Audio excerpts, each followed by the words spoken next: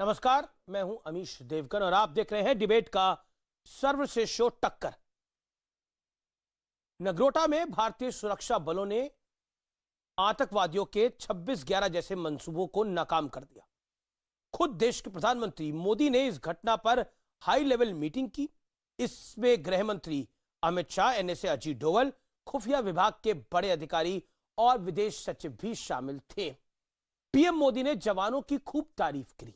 इसी बीच सेना प्रमुख जनरल एमएम नरवणे ने कहा कि लाइन ऑफ कंट्रोल पार करने वाले आतंकवादी वापस नहीं लौट पाएंगे।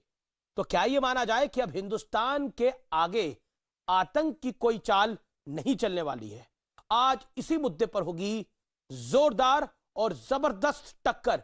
हम और आप जब आराम से दिवाली मना रहे थे अपने घर में 14 नवंबर को, बीते हफ्ते, तो 13 नवंबर को हमारे सैनिक भी दीपावली मना रहे थे, लेकिन वो दीपावली मना रहे थे पीओके पर टारगेटेड स्ट्राइक्स करके।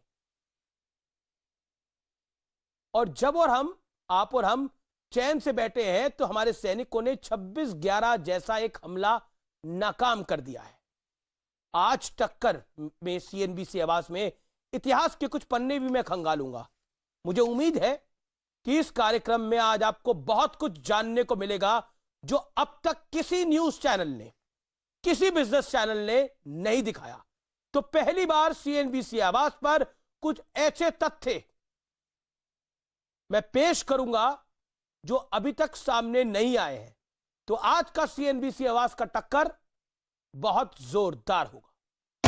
नए भारत को किसी ने छेड़ा वो छोड़ता भी नहीं है। एलओसी पार करने की कोशिश करने वाले आतंकवादी जिंदा नहीं बचेंगे। भारत में घुसपैठ करने वालों को इसी तरह निपटा दिया जाएगा और वो वापस नहीं जा सकेंगे। ये भारत के दुश्मनों को सेना प्रमुख का 2 टूक संदेश है। भारत के चौकन्ने सुरक्षा बल ने देश में एक बड़ी आतंकी साजिश को नाकाम कर दिया। लेकिन नगरोटा में जो कुछ हुआ वो कोई छोटी घटना नहीं। सूत्रों का दावा है कि आतंकी 26/11 जैसी बड़ी घटना की साजिश रच रहे थे। इसलिए पीएम मोदी ने खुद इस मुद्दे पर हाई लेवल बैठक की, जिसमें गृह मंत्री अमित शाह, एनएसए अजीत डोभाल, खुफिया विभाग के बड़े अधिकारी, विदेश सचिव हर्षवर्धन श्रृंगला शामिल हुए। नगरोटा की घटना पर पीएम मोदी ने ट्वीट भी किया। हमारे जवानों ने फिर एक बार अदम्य साहस दिखाया है। हमारे चौकन्ने सुरक्षा बल को धन्यवाद। पाकिस्तान से संबंध रखने वाले संगठन जैश ए मोहम्मद के 4 आतंकियों को मार गिराना और उनके पास से भारी मात्रा में हथियार, गोला बारूद का मिलना बताता है कि ये बड़ी तबाही मचाने की तैयारी में थे। लेकिन हमारी सेना ने उनके मंसूबों पर पानी फेर। लेकिन इस बीच मध्य प्रदेश के मुख्यमंत्री शिवराज सिंह चौहान ने गुपकार गैंग और कांग्रेस पर बड़ा वार कर दिया है। शिवराज सिंह चौहान कह रहे हैं ये पाकिस्तान का गुप्तचर गैंग है। और गुप्तकार संगठन कहूं कि गुप्तचर संगठन कहूं, ये तो चीन और पाकिस्तान के लिए जासूसी करने वाले लोग हैं और कांग्रेस भी इनके साथ शामिल है, इनके साथ खड़ी हुई है। वास्तव में कांग्रेस हमेशा से इन देशद्रोही ताकतों का साथ देती रही है। हालांकि एक बड़ा मुद्दा यह भी है कि नगरोटा में सुरक्षा बल ने जिस आतंकी साजिश को नाकाम किया उसमें चीन का भी एक एंगल जुड़ गया है, क्योंकि आतंकियों के पास मिले ग्रेनेड पर मेड इन चाइना लिखा हुआ है। लेकिन भारत का संदेश साफ, आतंकवाद किसी भी रूप में आए, भारतीय सेना उसके खात्मे के लिए तैयार बैठी है। नगरोटा में एक्शन से सेना ने 26/11 जैसे हमले का प्लान फेल किया है। वाकई ये बड़ी कामयाबी है। पिछले 11 महीने के भीतर करीब 190 आतंकी ढेर किए जा चुके हैं। सुरक्षा बल ने आतंक के सप्लाई के नेटवर्क को बर्बाद किया है, इसीलिए बड़ा परेशान है ये नेटवर्क। सेना के जवान दुश्मन के घर में घुसकर आतंक पर चोट कर रहे हैं। 13 नवंबर को, जिस दिन छोटी दीपावली थी, 14 नवंबर को बड़ी दीपावली यानी दीपावली दीपोत्सव था, लेकिन छोटी दीपावली पर भारतीय सेना ने भी दिवाली मनाई थी, लेकिन पीओके में घुस के मनाई थी। इसलिए 13 नवंबर को जो आप शॉट्स देख रहे थे, याद होगा आपको, मैं बाबा रामदेव का इंटरव्यू कर रहा था, वो विजुअल्स भी हमने आपको दिखाए थे, किस तरह से बम बरसाए जा रहे थे भारतीय खेमे की तरफ से और किस तरह से चिन्हित करके आतंकी लॉन्च पैड्स को उड़ाया गया। यह नए भारत की बड़ी पहचान है। पहले एयर स्ट्राइक, पहले सर्जिकल स्ट्राइक, फिर एयर स्ट्राइक और अब ये 370 के खात्मे से आतंकी और उनके आका तिलमिला गए हैं। पाकिस्तान पर वार हो रहा है। 370 के समर्थकों को भी सबक जरूरी है। ये जो गुपकार गैंग है, जो देश विरोधी गैंग है, इसको मैंने नाम दिया ये देश विरोधी गैंग है। ये गुपकार गैंग नहीं है, ये देश विरोधी गैंग है। और ये गैंग चाइना और पाकिस्तान की मदद से 370 की बहाली वापस आता है। सोचिए, जिसको इमरान खान भी एंडोर्स करता है। गुपकार गैंग भारत में बना है और एंडोर्स पाकिस्तान में इमरान खान कर रहे हैं। मेरे साथ बात करने के लिए इस चर्चा में बीजेपी के मेंबर ऑफ पार्लियामेंट, नेता, प्रवक्ता डॉक्टर सुधांशु त्रिवेदी है। मेरे साथ इस चर्चा में इफ्तिखार मिसगर है, राजनीतिक विश्लेषक है, कश्मीर से जुड़ रहे हैं। मेरे साथ इस चर्चा में जुड़ रहे हैं माजिद हैदरी साहब, जो कि सीधा कश्मीर से मेरे साथ इस समय जुड़ रहे हैं। मेरे साथ के सिन्हा है, रक्षा विशेषज्ञ, और मेरे साथ अभय दुबे है, कांग्रेस के नेता, प्रवक्ता। उनका भी अभिनंदन है। सबसे पहले के सिन्हा साहब, आपसे इस चर्चा की मैं शुरुआत करता हूं। 26/11 जैसी वारदात करने की फिराक में ये थे, लेकिन उससे पहले मार गिराया। लेकिन आज नरवणे साहब ने, जो हमारे आर्मी चीफ है, उन्होंने क्लियर कट मैसेज दिया है कि अगर एलओसी आतंकी पार करेगा तो जहन्नुम में जाएगा ही जाएगा, फिर कब्र खुदनी है ही है। अमीर जी, एक्शंस, मैसेजिंग और ग्राउंड के ऊपर जो कार्रवाइयां हो रही हैं, चाहे वो आपका डिप्लोमेटिक हो, राजनीति हो, सेना का, एब्सोल्युटली क्लियर है। ये केवल पाकिस्तान को नहीं, चाइना को, क्योंकि चाइना पाकिस्तान के पीठ पे बैठ करके ये जो हम 2.5 हाफ फ्रंट जो आतंकवाद को फिर से, क्योंकि वो मुंह की खाया है ईस्टर्न लद्दाख में। ये आपने देखा, जो आपने देखा नगरोटा के ऊपर में, और ये आपको पता होना चाहिए, इसका इंटरसेप्ट जो सियालकोट में था, जो उनका हैंडलर था, जो मोहम्मद रऊफ लाला जेईएम का, उसका मिनट टू मिनट इंटरसेप्ट है। देखिए के सिन्हा साहब, पॉलिटिकल बहस में तो हम पड़ जाएंगे थोड़ी देर के अंदर, तू मैं के अंदर, लेकिन उससे पहले मैं आपसे 2 महत्वपूर्ण सवाल पूछना चाहता हूं। प्रधानमंत्री ने आज बड़ी महत्वपूर्ण बैठक को लिया है, शुक्रवार को बड़ी महत्वपूर्ण बैठक करी है प्रधानमंत्री ने। इसके मायने क्या है? और सिर्फ ये नहीं किया, उसके बाद बाकायदा ट्वीट करा है प्रधानमंत्री ने, कहा है कि किस तरह का हमला करने की इन लोगों की साजिश थी। और हमारे हाईली प्लेस्ड सोर्सेस कह रहे हैं कि 26/11 जैसा हमला करने की साजिश थी। ये इसके मायने क्या है, जरा व्यूअर्स को समझाइए, फिर मैं डिबेट को ओपन करूंगा। के सिन्हा साहब, एकदम साफ है जी। देखिए अमीर जी, इसका माने साफ है, और बार बार ये कहा जा रहा है प्रधानमंत्री किसी तंजीम का नाम नहीं लेते, उन्होंने जेईएम का नाम लिया है। आज के दिन में पाकिस्तान के अंदर में एक ही तंजीम है और अलबदर है। ये मैसेज साफ है। कल आपने शायद मिस कर गया, कल पीटीआई ने कहा था एक हमने सर्जिकल स्ट्राइक किया था, जिसको हम फायर असॉल्ट कहते हैं। लेकिन सिस्टम जी, वो फायर असॉल्ट 13 नवंबर का है। वो खबर सही है, लेकिन 13 नवंबर की खबर है, छोटी दीपावली की खबर है। कल भी हुई है अमीर जी, आज भी जारी है। मैं आपको बताता हूं, आज भी जारी है। ये हेवी गन्स हैं और बहुत बड़ी क्षति है, 10 से 12, 15 से 20।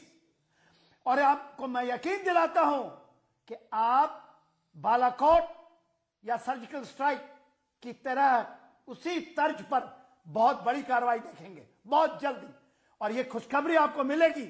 चलिए, मुझे लगता है कि सिक्योरिटी के मामले में बिल्कुल आपकी बात सही है, और ये खुशखबरी पूरा देश सुनना चाहता है। भारत मां का हर सपूत ये खुशखबरी सुनना चाहता है, इसमें कोई दो राय नहीं है। मैं आपका रुख करता हूं अभय दुबे, और उसके बाद मैं बीजेपी के प्रवक्ता के पास जाऊंगा। अभय दुबे, आप तो गुपकार गैंग के एक पार्ट हैं कश्मीर के अंदर, क्योंकि भले ही यहां पर हाना आप करें, वहां पर उस अलायंस ने आपको टिकटें तक दे दी हैं। दूसरी तरफ आज प्रधानमंत्री ने जैश ए मोहम्मद का नाम लिया है। ऐसा कम होता है कि देश का प्रधानमंत्री कैटेगोरिकली बोले कि किस आतंकी संगठन ने यह करा है, कौन सी तंजीम ये सब कुछ कर रही है। 26/11 जैसा हमला रोका गया है हमारे देश के अंदर, क्या कहना चाहते हैं? अमीश देवगन जी, पहले तो मैं भारत की सेना सुरक्षा बलों के प्रति अपना आदर व्यक्त करना चाहता हूं कि उन्होंने पाकिस्तान परस्ती इतनी बड़ी आतंकी साजिश को नाकाम किया। मगर मैं साथ में यह भी बताना चाहता हूं कि हाल ही में एमईए के स्पोक्सपर्सन ने एक प्रेस कॉन्फ्रेंस ली है और उन्होंने बताया कि 4000 से अधिक सीज फायर के वायलेशन पाकिस्तान अब तक इस साल कर चुका है 11 महीने में, और वो क्वाडकॉप्टर और ड्रोन्स का इस्तेमाल कर रहा है इंटरनेशनल बॉर्डर पर। बड़ी मात्रा में पाकिस्तान हथियार और ड्रग्स ड्रॉप करने लगा है इन ड्रोन से और क्वाडकॉप्टर से। और साथ में ये भी संज्ञान में लाया गया है कि 1082 हमारे सुरक्षा बलों के लोगों ने अपनी शहादत देश पर दी है और 1500 से अधिक सिविलियन मारे गए हैं और 1128 धमाके परस्त आतंकवादियों ने किए हैं। प्रधानमंत्री जी ने खुद ने ट्वीट किया, ये अच्छी बात है, मगर मैं ये देख रहा था कि गुरेज से उरी तक जो सीज फायर वायलेशन हुआ, अभी एक सप्ताह पहले 11 लोग मारे गए, जिसमें 5 सुरक्षा बल के लोग हमारे थे। हंदवाड़ा में हमारे 5 सुरक्षा बल के लोग मारे गए। पुलवामा में 2 दिन पहले ग्रेनेड से बड़ा हमला किया, 12 हमारे लोग उसमें घायल हुए। प्रधानमंत्री ने कभी उन पर ट्वीट नहीं किया, कभी सैनिकों की शहादत पर नहीं ट्वीट किया। वो कहते हैं तो सिर्फ ओन करने के लिए, राजनीतिक लाभ के लिए। ठीक है, आज जो प्रधानमंत्री ने ट्वीट किया, उन्होंने बोला हमें हमारे जवानों पर हमें गर्व है, लेकिन आप भूल जाते हैं कि दिवाली प्रधानमंत्री ने सैनिकों के साथ बनाई है, आप भूल जाते हैं। के सिन्हा सैनिकों के बीच में ही थे, उनकी हुंकार आपने नहीं सुना। ये दिवाली के मौके पे आप तो बड़े अच्छे से कह दिया। देखिए शहादत की बातें सीना साहब और सामरिक चीजें जो होती हैं, कहना चाहता हूं, 30-40 हजार लोगों के गांव खाली कराए जा रहे हैं। सीज फायर वायलेशन आजाद भारत के इतिहास में इतना कभी नहीं हुआ। क्या हो गया मेरे भाई? साथ है, कड़ा जवाब देना पड़ेगा। दो फ्रंट में खड़ा है। आपको एक बात और बताना चाहता हूं, मेरा निवेदन है, एक एक करके बोले। अबे दुबे, के सिन्हा दोनों को आप बताते हैं कि आपके देश ऐसे बहस नहीं होगी। ऑडियो डाउन करिए, दोनों को ऑडियो डाउन करिए पीसीआर। देखिए मेरा निवेदन है, एक एक करके बोले, कोई एक दूसरे के ऊपर ना बोले, ये सिक्योरिटी का मैटर है। कृपया करके ध्यान दें। अबे दुबे, आप कह रहे थे कि मुंह तोड़ जवाब देना चाहिए। मुंह तोड़ जवाब क्या होता है? जब पुलवामा में हमारे 40 जवान शहीद हुए, एयर स्ट्राइक करी, बालाकोट एयर स्ट्राइक करी, जिसके सबूत कांग्रेस पार्टी मांग रही थी। नवजोत सिंह सिद्धू बकायदा बोल रहे थे कौवे मारे गए हैं, दरख्त गिराए गए हैं। क्या होता है मुंह तोड़ जवाब? मुंह तोड़ जवाब क्या होता है कि 13 नवंबर को, सुनिए सर, सुनिए पूरी बात को सुनिए, मुंह तोड़ जवाब क्या होता है? एलओसी पार करने की हिमाकत करी, फायर असॉल्ट करा भारत ने, लॉन्च पैड जुड़ाए गए, 13 से 15 आतंकी मारे गए हैं 13 नवंबर को। आप बोले तो मैं तस्वीर आपको दिखा सकता हूं, अगर सबूत देखने का शौक हो। सुनिए अबे दुबे, बीच में नहीं बोलेंगे आप, सवाल सुनेंगे पहले। ना अबे दुबे पहले सुनिए, उसके बाद जवाब क्या होता है। लेकिन आपका जवाब क्या है? आप उन लोगों के साथ खड़े हो गए जो कहते हैं कि चाइना 370 को वापस लेकर आएगा, फारूक अब्दुल्ला जो कहते हैं हम तिरंगा ना उठाएंगे, महबूबा मुफ्ती जो कहते हैं मुसलमानों को टारगेट किया जा रहा है, महबूबा मुफ्ती, उनके साथ आप खड़े हो गए गुपकार के साथ। लोकतंत्र की बहाली जरूरी है, लेकिन गुपकार के साथ मिलकर लोकतंत्र की बहाली आपको चाहिए। गुपकार जो समझौता है वो कितना खतरनाक है। अमित शाह साहब खड़े गुपकार के साथ, गुपकार के तो सवाल पूछ रहे के साथ अमित शाह खड़े। भाजपा का प्रदेश अध्यक्ष कह रहा है लद्दाख का, वहां का सांसद कह रहा है कोई है माइकलाल जो चुनौती दे, मैं फारूक अब्दुल्ला के गठबंधन के साथ रहूंगा। भाजपा रहेगी लद्दाख में गुपकार गैंग के साथ, क्योंकि लद्दाख में वो कहते हैं गंगा जैसी पवित्र है और कश्मीर में कहते हैं कि गैंग है। कांग्रेस पार्टी उनके साथ नहीं है।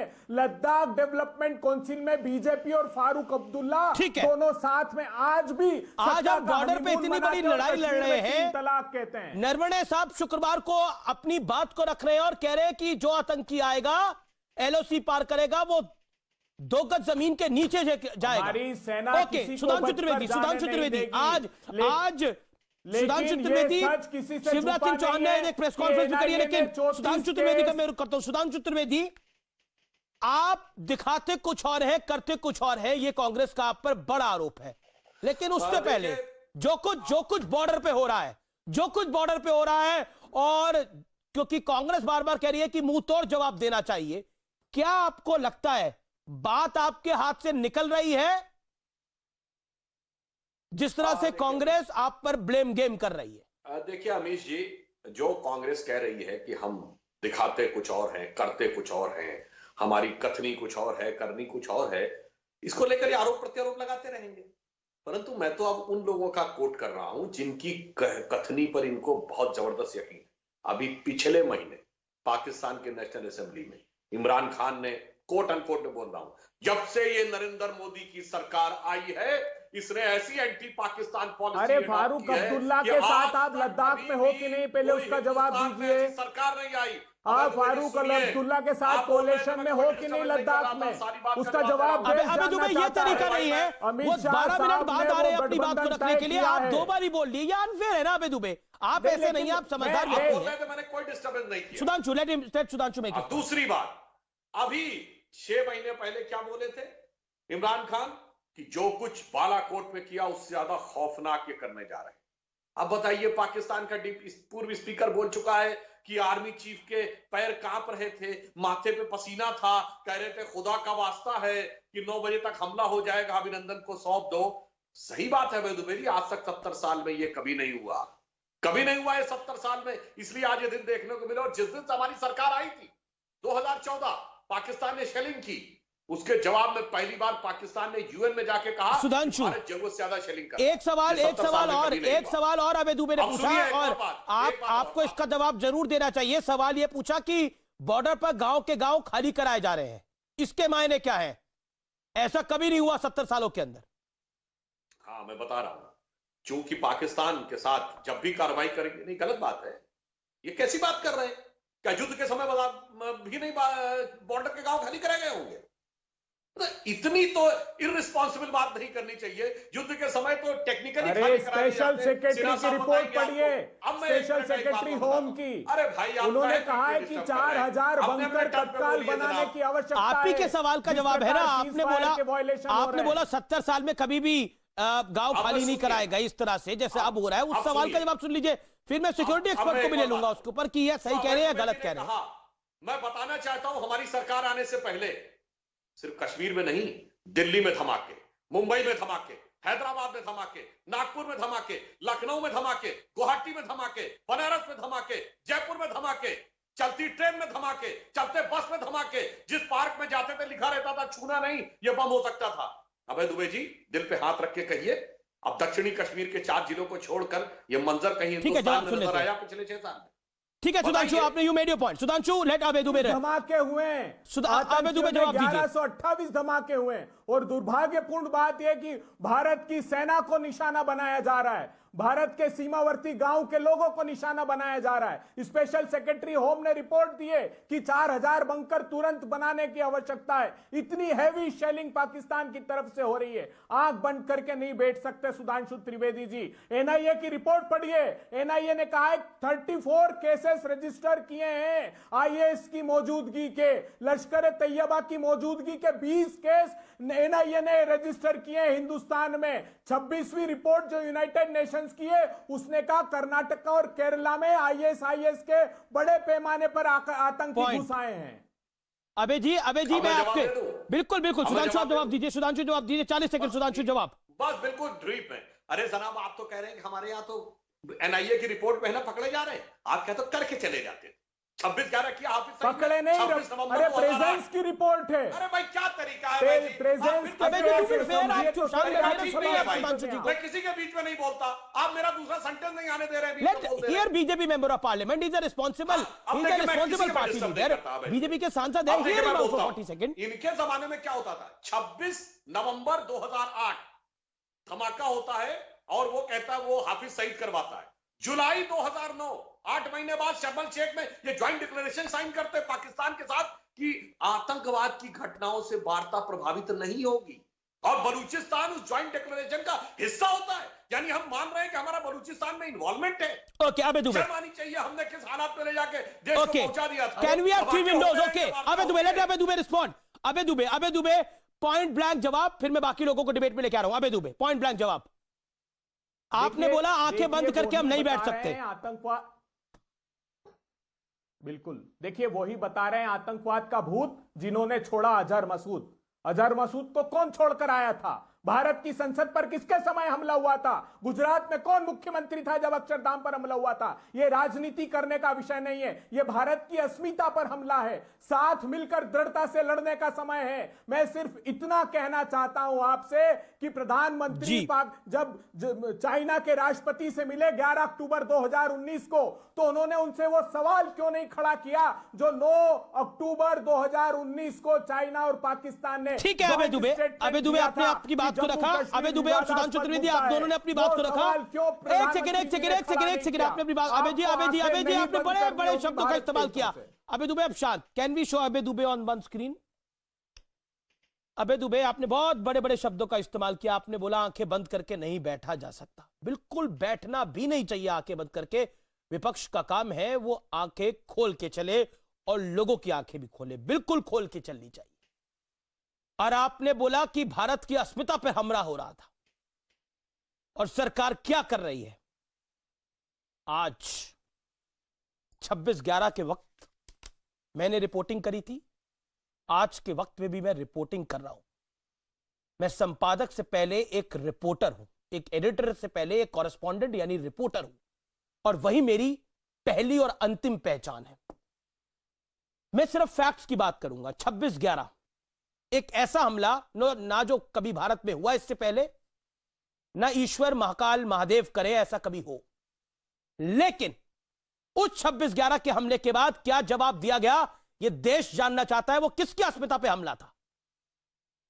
और उसके बाद फॉर्मर एयर चीफ मार्शल ने क्या बोला कि हम तैयार खड़े थे लेकिन हमें परमिशन नहीं दी गई। उसके बाद फैक्ट्स की बात करते हैं। Barack Obama former president US 26/11 के बारे में क्या लिखते हैं, मैं कोट करना चाहता हूं। रुकिए अभय दुबे, रुकिए, सुनिए पहले पूरा। 26/11 पर वो क्या लिखते हैं। 26/11 मुंबई आतंकी हमले के बाद डॉक्टर मनमोहन सिंह पाकिस्तान पर एक्शन से इसलिए बच रहे थे क्योंकि इससे भारतीय मुसलमानों के प्रति भावनाएं भड़कने का खतरा था। डॉक्टर मनमोहन सिंह चिंतित थे इससे बीजेपी की ताकत बढ़ेगी। तब किसके अस्मिता पे हमला था? किसकी अस्मिता पे हमला था? बीजेपी की ताकत ना बढ़े, 26/11 के हमलावर का जवाब नहीं दिया गया। यह किसकी अस्मिता पे हमला थी? जवाब दीजिए। अगर वो अस्मिता की बात करते हैं, फॉर्मर एयर चीफ मार्शल ने क्यों बोला कि हम तैयार खड़े थे, ताकत हमारी तब भी थी, लेकिन जवाब नहीं दिया गया। आप अस्मिता की बात करते हैं। 26/11 हिंदुस्तान का हर वासी, भारत का हर वासी, 135 करोड़ लोग मरते तब तक नहीं भूल सकते। हमारे घर में आके गोलियां मार के गया था और आप कह रहे हैं कि अस्मिता की बात करते हैं। आप अस्मिता पे हमले की बात करते हैं। दुबे जवाब दीजिए। 26/11 पे क्या कहते हैं आप? ओबामा पे क्या कहते हैं आप? फॉर्मर एयर चीफ मार्शल पे आप क्या कहते हैं? आपका मौका। भारत की सेना ने सीमा पार जाकर स्ट्राइक की है। यह अंतर सिर्फ अलग है कि वर्तमान भारतीय जनता पार्टी की सरकार अपने छोटे राजनीतिक उद्देश्यों के लिए उसको राजनीतिक लाभ लेना चाहती है। कांग्रेस पार्टी ने राजनीतिक लाभ नहीं लिया। यह भारत की सेना की दृढ़ इच्छा शक्ति का प्रतीक है कि उसने सीमा के पार 2008 के हमले के बाद भी आक्रमण किया, और जब जब भी ऐसा दुस्साहस पाकिस्तान ने किया है, हमने अगर बराक ओबामा का दावा सच है तो आप पॉलिटिकल फायदा ले रहे थे।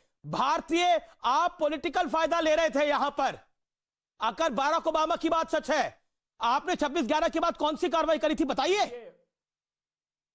देश को जानने का हक है। देश ने आपको सरकार में बिठाया था, उसको जानने का हक था। बहरहाल 26/11 का मैटर नहीं है क्योंकि आपने अस्मिता की बात करी, आपने आंखें खुली रखने की बात करी, इसलिए मेरा ये कोट था। ओके डॉक्टर सुधांशु त्रिवेदी, आप पॉलिटिकल बेनिफिट के लिए सारा हंगामा मचाते हैं जी, जवाब दीजिए इस बात का। हम लोग अपनी बात करें। ये बताइए दुबे जी, ये 26/11 हाफिज सईद ने कराया था कि आरएसएस ने कराया था? अगर हाफिज सईद ने कराया था तो अपने उस नेता पे कार्रवाई करिए जिसने कहा आरएसएस ने करवाया, और आरएसएस ने करवाया था तो अपनी आईबी से पूछिए क्यों उसने कहा कि हाफिज सईद ने कराया था। और जब हमने हाफिज सईद को मांगा तो आपकी सरकार के जमाने में पाकिस्तान ने क्या कहा, ये हिंदू टेरर वालों को भी तो हमें सौंप दीजिए। समझौता एक्सप्रेस किसने कराया? इंटरनेशनल एजेंसी से लेकर अमेरिका तक ने कहा कि पाकिस्तान ने कराया। आरिफ कसमानी को टेरर फंडिंग का दोषी माना गया। आपने कहा शिवानंद ने कराया, जिसका आप कोई चार्जेस नहीं फ्रेम कर पाए 2014 तक। देश की अस्मिता के साथ क्या क्या खिलवाड़ किया है ये सब हम लोगों ने देखा है। इसलिए मैं कहना चाहता हूं राष्ट्र की सुरक्षा और अस्मिता के ऊपर अभी अमीश ने जो बताया आपकी सरकार के जमाने में, वो तो बात अपनी जगह है ही कि किस ढंग से आपने टेरर को कंटेन करने की जो बात कही, कहा कुछ और करा कुछ। आज के जमाने में हाफिज सईद का रिकॉर्डेड इंटरव्यू है, जाके देख सकते हैं कि भारत में बीजेपी जैसे बुरे लोग नहीं है, कांग्रेस जैसे अच्छे लोग भी हैं। ओके, ठीक है, जवाब। कुछ पत्रकारों का भी नाम लिया है कि इनके जैसे लोग भी हैं, और हमारे नेताओं के लिए क्या बोला है? मोदी जी के लिए, अमित शाह जी के लिए, राजनाथ जी के लिए कहा इनकी जबान खींच लूंगा।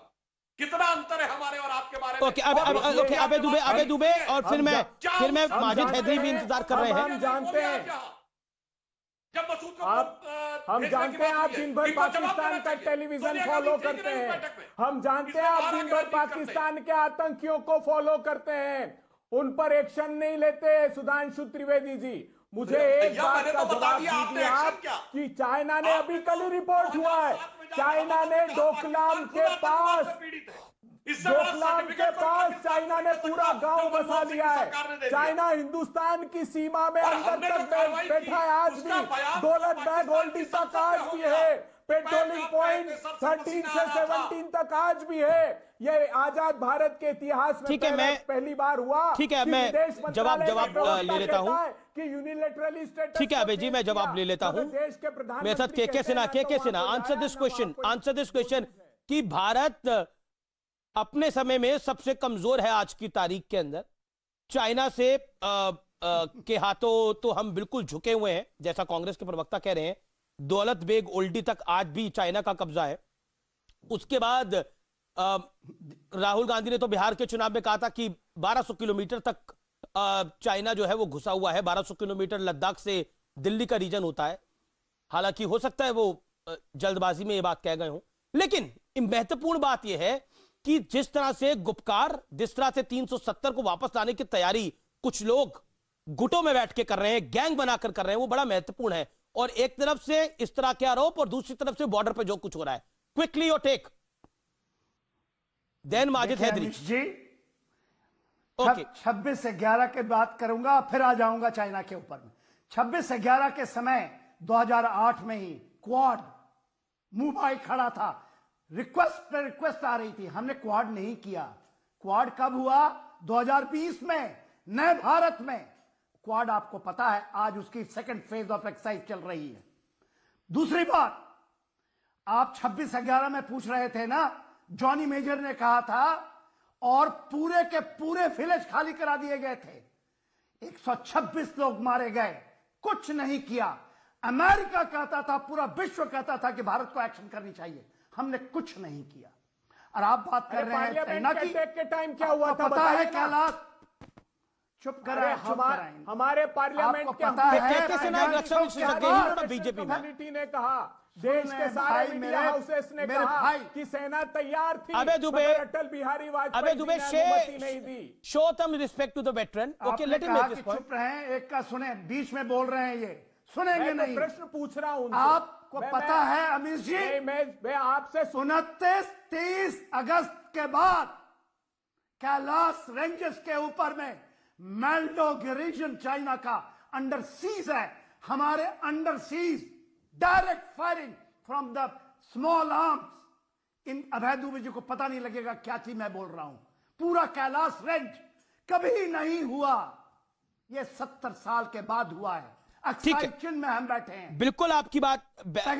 के साउथ में इनको पता नहीं। ठीक है, हॉट स्प्रिंग ठीक है। अब मैं या जो हम बात करते हैं गलवान नाला, उसमें है उनकी। ओके, अब माजिद हैदरी काफी देर से इंतजार कर रहे हैं, और एंड देन मिसगर साहब। माजिद हैदरी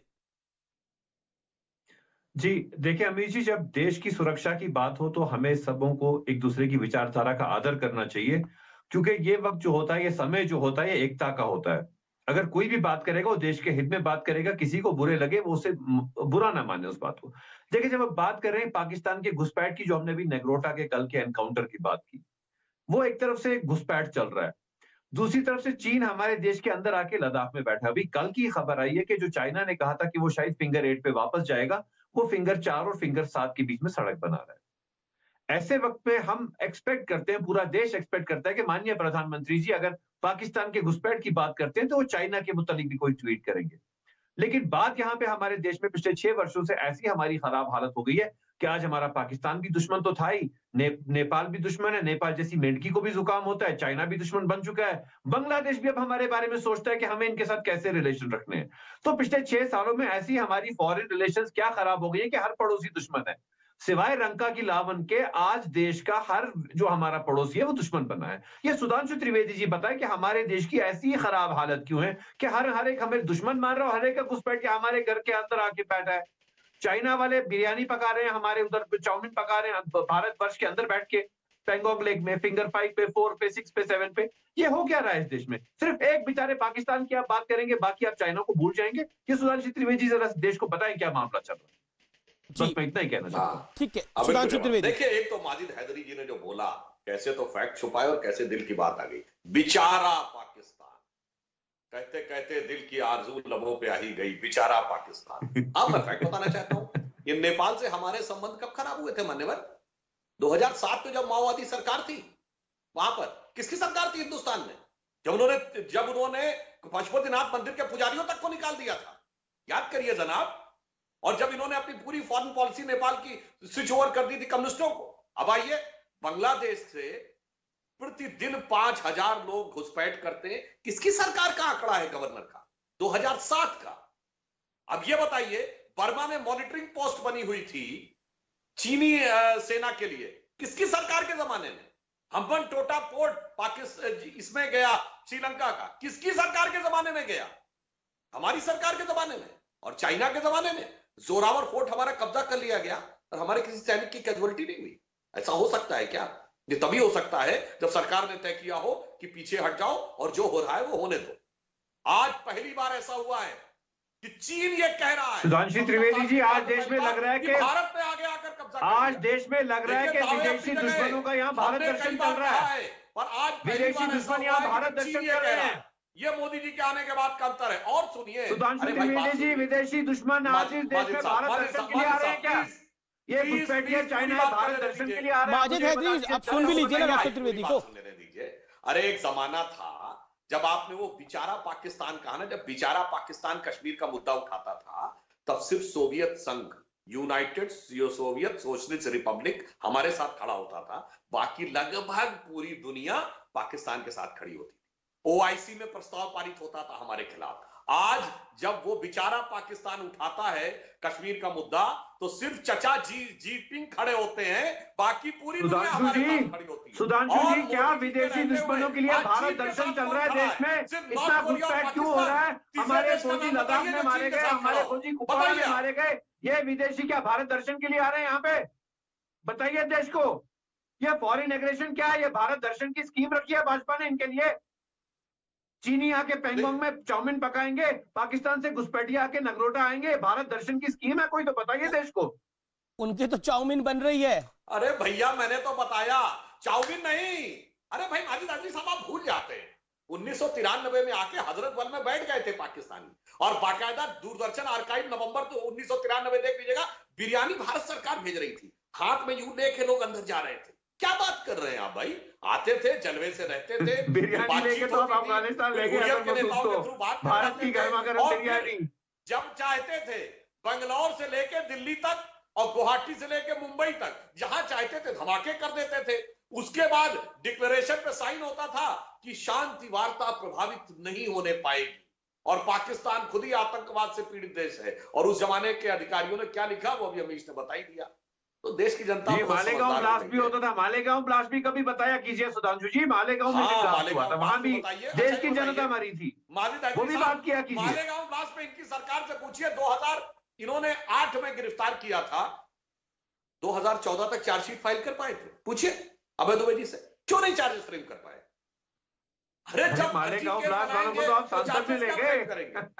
मालेगांव ब्लास्ट, अरे भाई तो आप संसद में ले गए। 26/11 हुआ था, तो कसाब को चार्ज फ्रेम करके, चार्जशीट करा के, कन्विक्ट करा के, ये खुद जलवे से कहते हैं कि 2013 तक फांसी दे दी।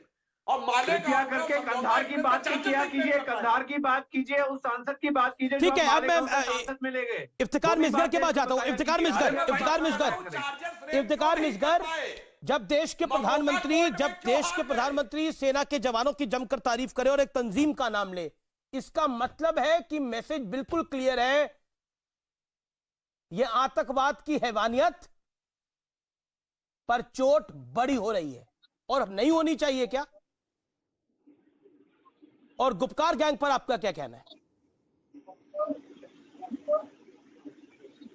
मिस्टर मिसगर, इफ्तिकार मिसगर? जी चलिए, शुक्र है खुदा का, आपको 35 मिनट के बाद हम कश्मीरी भी याद आ गए कि पैनल में बैठे हैं। Thanks for giving us the last time, but थोड़ा सा सुन लीजिएगा हमारी बात को। जी बोलिए आप अपनी बात को। हम तो ना चाइना की बहस करेंगे यहाँ पे, ना पाकिस्तान की बहस करेंगे, हम कश्मीर की बात रखना चाहते हैं, कश्मीर की बात रखेंगे। पहले मैं स्टार्ट करूंगा कांग्रेस से।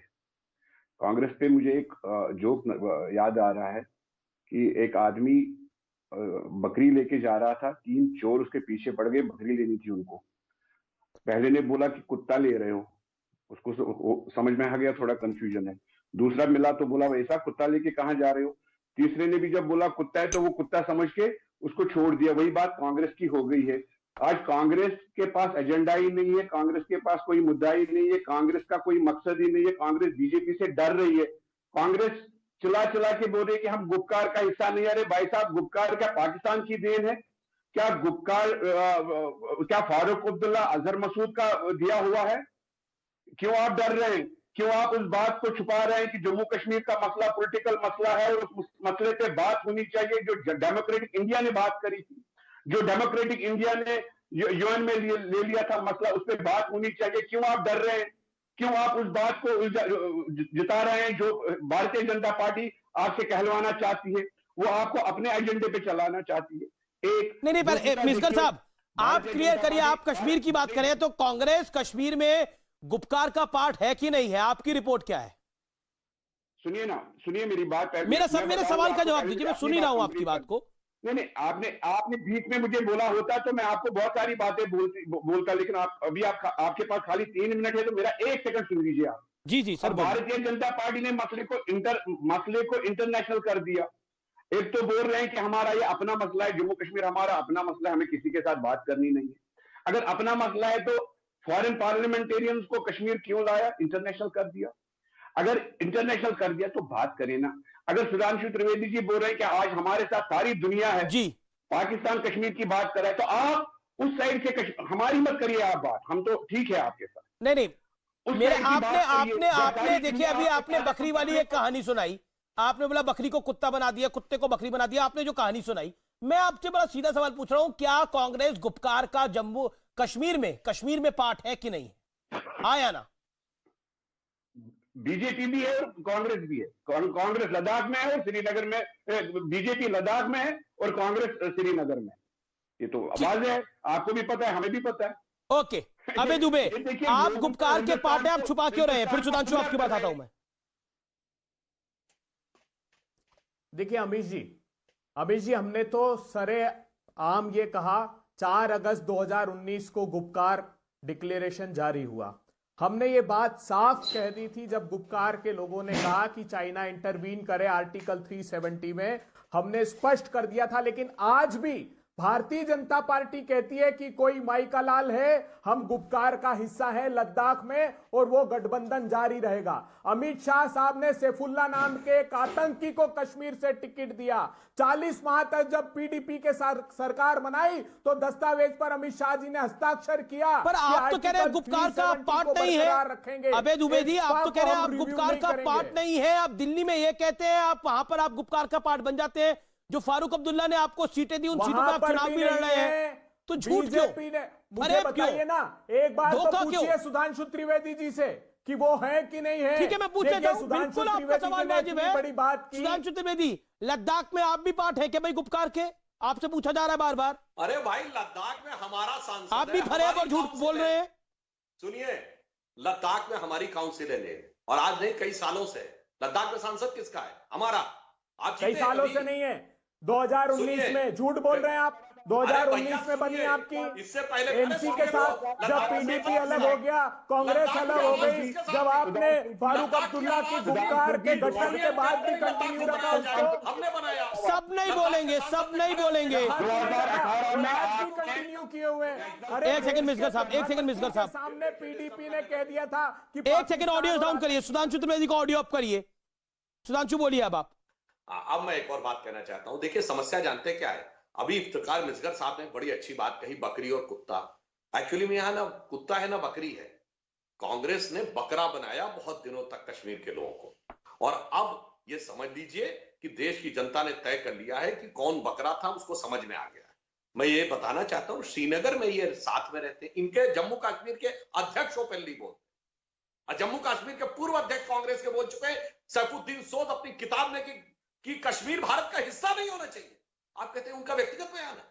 अरे भाई, पार्टी के अध्यक्ष का बयान भी व्यक्तिगत होता है भाई। ये 370 पर आपकी लाइन क्या है? अबे दुबे 370 पर पी चिदम्बरम कह चुके हैं कि 370 अगर कांग्रेस की सरकार देश में बनेगी तो 370 जो इस देश के लिए नासूर बन चुका था, कश्मीर के लिए नासूर बन चुका था, उसको वापस लेके आया जाएगा।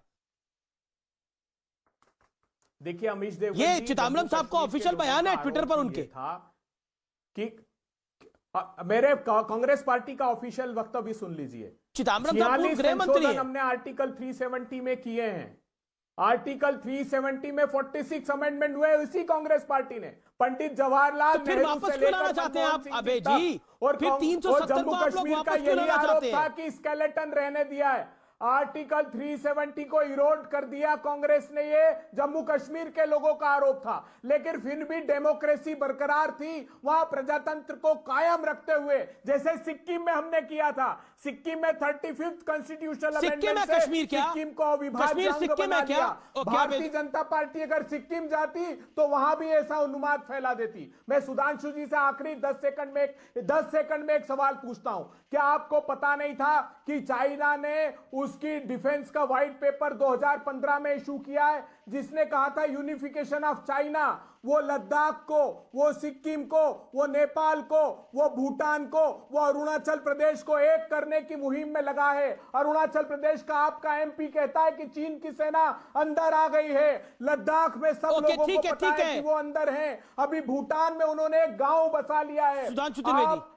चाइना, ठीक है, आपने 10 सेकंड, आपने बोला 10 सेकंड, आपने 20 सेकंड। अबे जी मेरा निवेदन स्वीकार करिए ना प्लीज। अबे जी प्लीज, ओके, सुधांशु को जवाब देने दीजिए। सुधांशु, कर दिया भारत के प्रधानमंत्री मोहन अब मैं सिर्फ 3 फैक्ट बोलूंगा आपके इन सारी सवालों के जवाब में। 3 फैक्ट बोलूंगा। आपने खुद बोला कि 42 बार आपने संशोधन किए 370 में। कैसे किए?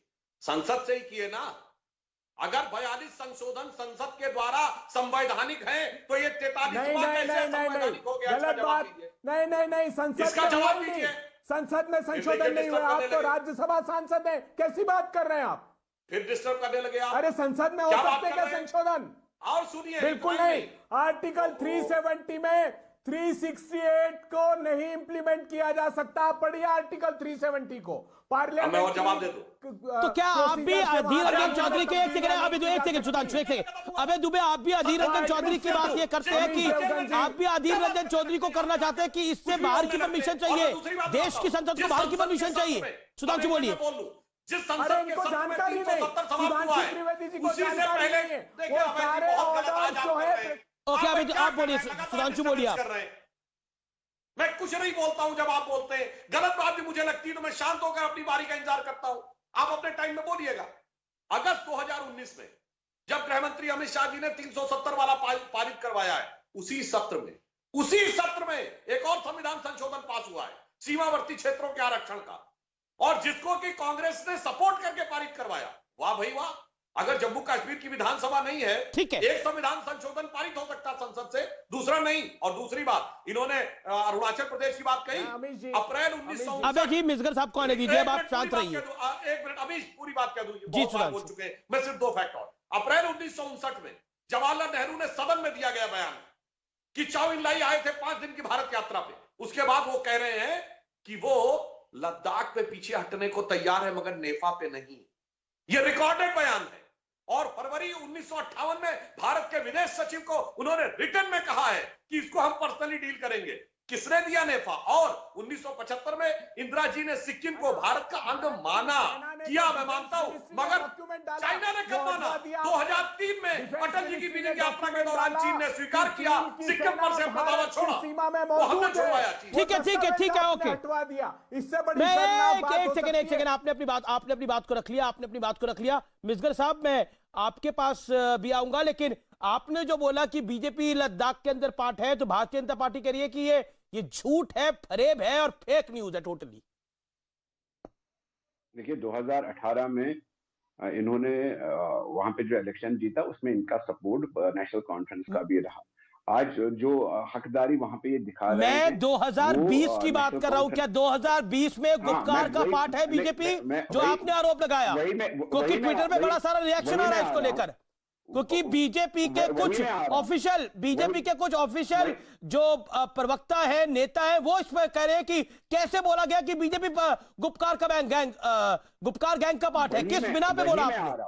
Please prove it. वही मैं आ रहा हूँ, प्लीज प्रूव इट। वही मैं आ रहा हूँ, आप सुनिए ना। 2018 में 2018 में जो इलेक्शन, 2020 की बात करो मिस्टर साहब, 2018 नहीं, 2020 की बात करो।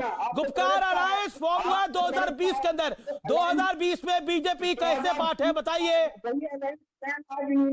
आज वही अलायंस इन्होंने स्टैंड रखा नेशनल कॉन्फ्रेंस के साथ, वहां पे अपनी हुकूमत संभालने के लिए इन्होंने वही अलायंस, पुराना अलायंस जो नेशनल कॉन्फ्रेंस के साथ था, जो आज गुपकार का हिस्सा है। मैं के सिन्हा आपके पास आता हूं। बड़े सारे सवाल जवाब दिए गए, लेकिन मेरे पॉइंटेड 2 सवाल हैं।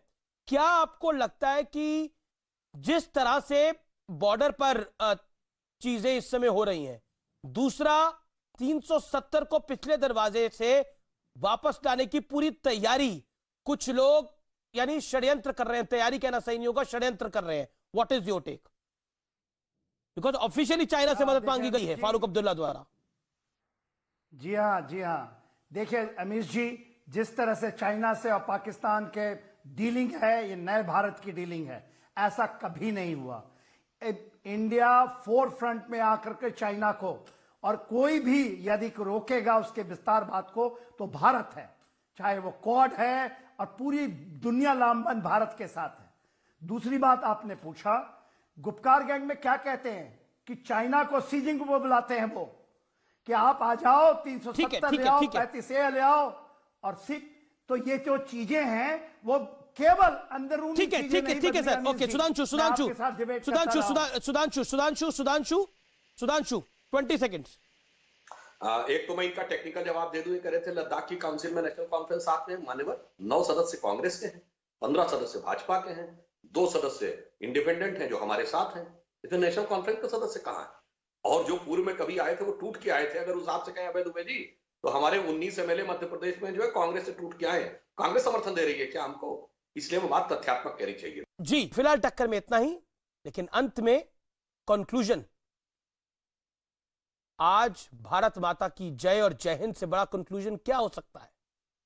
लेकिन आज मैं आपको दिल की बात एक कहना चाहता हूं, और दिल की बात यह है कि हम और आप घर में इत्मीनान से बैठे हैं क्योंकि बॉर्डर पे कोई बच्चा शहीद हो जाता है। हम और आप आराम से बैठे हैं क्योंकि नगरोटा जैसे अटैक हमारी सेना नहीं होने देती। हम और आप चैन से बैठे हैं, हमारे देश की सेना, वायुसेना, नौसेना सर्जिकल स्ट्राइक, एयर स्ट्राइक करती है। इसलिए मैं हमेशा कहता हूं, सिर्फ दिवाली पर उनके लिए दिया ना जलाएं, सदैव सैनिक के लिए सम्मान का दिया जलाएं। कहीं भी मिले जय हिंद तो कहें, इससे उसको और उसके परिवार वालों को लगेगा कि हम देश के लिए कुछ कर रहे हैं।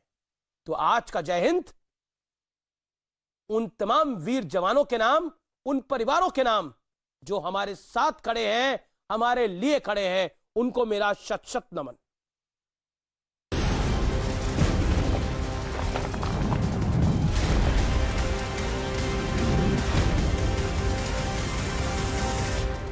अजी